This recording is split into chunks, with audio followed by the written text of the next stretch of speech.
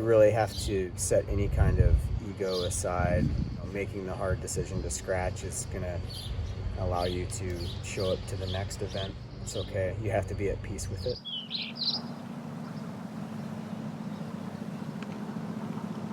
We all camped the night before, woke up about 5:30, had coffee provided by a local roaster, the whole crew kind of meandering about, looking at everyone's setup and comparing bikes and just socializing, and everyone was pretty lighthearted and in good spirits. The weather was fantastic. It was cool, probably 55 degrees and not raining.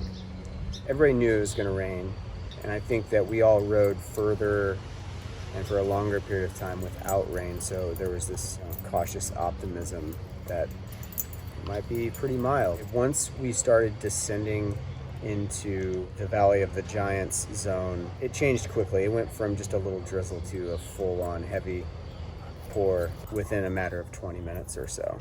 I just wanted to keep going. I didn't want to stop. I rode through the rain for a good hour and a half prior to putting on my rain shell, which I believe was probably the wrong decision. I think I underestimated the weather, the exposure, the amount of time in those conditions and how that would make me feel physically. I want to do it again. But even on the pointy end of this event, so much positive energy, so much encouragement, just a really supportive community, an encouraging community. Everybody wants to be a resource for one another. What I'm most proud of is how well I'm handling scratching. It was the right move. I mean, there could have been far more dangerous situations down the road further that I could have gotten myself into, and I was fortunate that I had family members close by that would be able to drive out and come pick me up. That might not have been an option in the middle of the night. The bike I rode was a Breadwinner B-Road made by my friend here, Ira. GRX 2x mechanical hydraulic disc brakes with carbon Astral Outbacks. The reason I think that bike was the most ideal is it was meant to be ridden far and fast. We really wanted to make a gravel bike that had the same lightweight performance advantage that you would want in a cross bike, but specifically designed for gravel.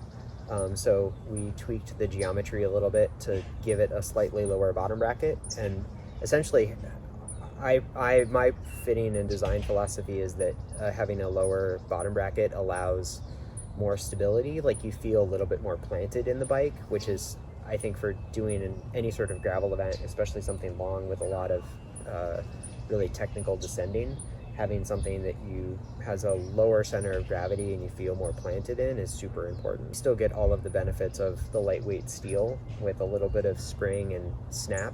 It really kind of strikes that perfect balance between having a bike that's light and performance oriented, but also comfortable for riding 300 or 400 miles in one sit. The fact that the B-Road is strong enough and capable of doing bike packing, yet light enough to be competitive in a vast gravel event, I think really speaks to its merits as a design. By being able to customize the geometry and the options, we can take a B-Road and build it for somebody who's going to ride, use it primarily as a commuter and as an all-day touring bike, all the way to somebody who wants to build it up with full carbon and all sorts of performance-oriented components and really be competitive as like a larger tire, larger volume road bike. I think that really speaks to the versatility.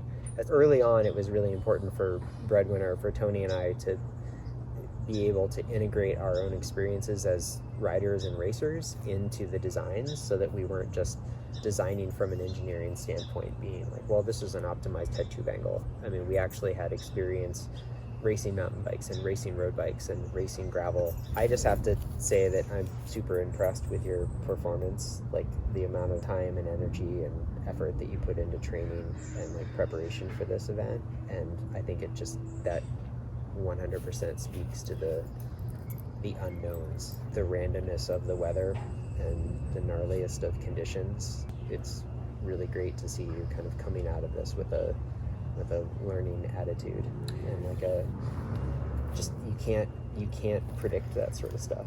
And Yeah. so it's honestly, on a personal level, it's awesome to see you growing with this experience. You know, you think that you've seen it all. You know, you think you have this process understood. There's always something there that will surprise you, rear its head and surprise you. And I think as the more I've done this and gone through this process, bouncing ideas off of you, giving you feedback, you giving me feedback from your experiences, allows me to see it as learning through the process rather than just being goal-oriented and result-driven. And yeah, I mean, it's super exciting to get to that point of understanding.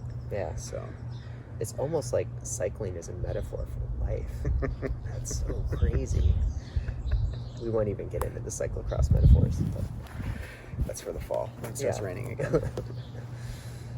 That's awesome. Proud of you, Steven. Thanks. I'm glad to be a part of it.